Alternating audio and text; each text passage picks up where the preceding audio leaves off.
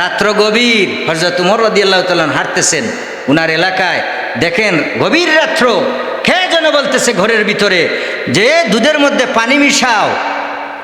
মেয়েটা বলতেছে, মা, খলিফা যদি খবর পান, আমিরুল মুমিনিন হযরত উমর রাদিয়াল্লাহু তাআলা আনহু যদি খবর পান বা কোনোভাবে তিনি খবর জানতে পারেন, তাইলে আপনার কোনো অস্তিত্ব থাকবে না, আমাদের কোনো উপায় থাকবে না।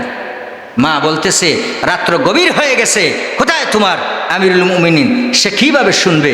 সে কোনোদিন শোনা সম্ভব হবে না। দাও, তুমি পানি মিশ্রণ করো।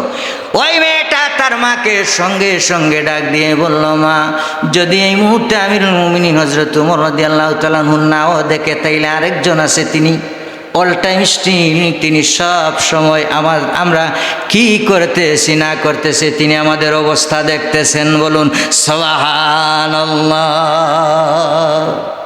এবার ডাক দিয়ে তার মা বলল, কে দেখতেছে?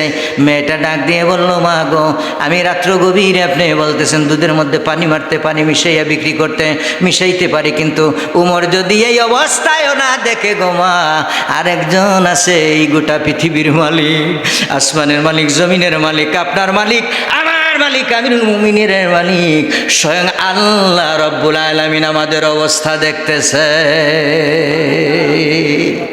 আমি পারবো না পানি মিশ্রণ করতে। এই কথাটা হযরত উমর রাদিয়াল্লাহু তাআলা আনহু শুনে ফেলেছেন ঘরের বাহিরে থেকে। সুবহানাল্লাহ বলেন।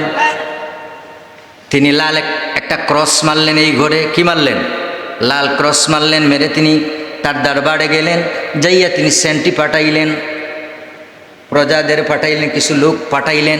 পাঠাইয়া বললেন, ওই মেয়ে এবং মাকে তোমরা ডেকে নিয়ে আসো, ওই বাড়িতে আমি একটা চিহ্ন দিয়ে এসেছি, ওই মেয়ে এবং মাকে আমার কাছে তোমরা ধরে নিয়ে এসো। যখন উমর রাদিয়াল্লাহু তাআলা আনহুর দরবারে নিয়ে আসা হলো, উমর রাদিয়াল্লাহু তাআলা আনহু জিজ্ঞাসা করলেন, তোমরা এটা কি করেছো, গত রাত্রে কি করেছো সেটা বলো। তারা, মেয়েটার মা বিভিন্নভাবে পায়তারা করতেছে, অস্বীকার করতেছে।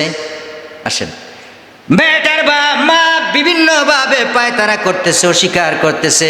মেয়ে চোখের পানিগুলো ছেড়ে ছেড়ে বলতেছে, আমিরুল মুমিনিন খলিফা গো, আমি তো আপনার সাথে প্রতারণা করি নাই, আমি আল্লাহর সঙ্গে প্রতারণা করি নাই, আমি মিথ্যার আশ্রয় নেই নাই। আমার মাকে আমি বলেছি বারবার, আমি পানি দিতে পারবো না দুধের মধ্যে, আমি আল্লাহ রাব্বুল আলামিনকে ভয় করেছি এবং আপনার কথাও বলেছি। বলুন সুবহানাল্লাহ।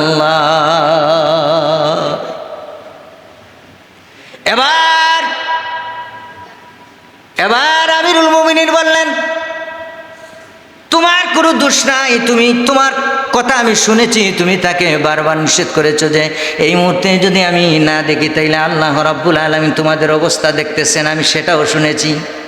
এবার তার মা, ওই মেয়েটার মা বলতেছে, আমাকে আপনি শেষবারের মতো ক্ষমা করে দেন, মাফ করে দেন আমিরুল মুমিনিন, আমি জীবনে আর এমন অন্যায় করব না, আর কোনো দিন আমি এমন ভুল করব না। বলুন সুবহানাল্লাহ।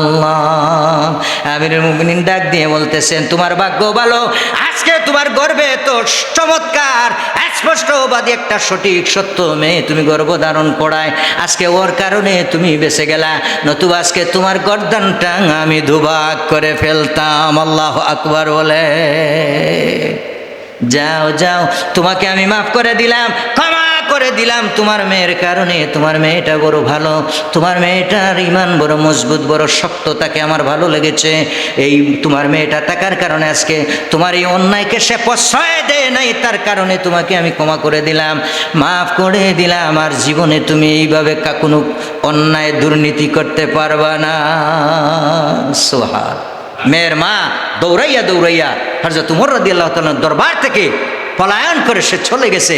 আর মেয়েকে বললেন, মা গো, তোমার মতো একজন আবেদা সালেহা মজবুত ইমানি একজন মেয়ে আমি আমার খেলাফতির আমলে জীবনে আর নাও পেতে পারি, বাকি জীবনে আমি চাই তোমার যদি কোনো আপত্তি না থাকে, তাইলে তোমার আদর্শে মুখরিত হয়ে, মুগ্ধ হয়ে, তোমার ইমানের কাছে আমি মুগ্ধ হয়ে, তোমার কাছে আমি মুগ্ধ হয়ে গেলাম, তোমার আদর্শের কাছে, চরিত্রের কাছে, তোমার যে সিদ্ধান্তের কাছে তুমি যদি অনুমতি দাও, তোমার যদি কোনো কিতে আপত্তি না থাকে, তাইলে আমার ছেলের স্ত্রী হিসাবে তোমাকে বাকি জীবন আমি আমার দরবারে রেখে দিতে চাই। বলুন সুবহানাল্লাহ।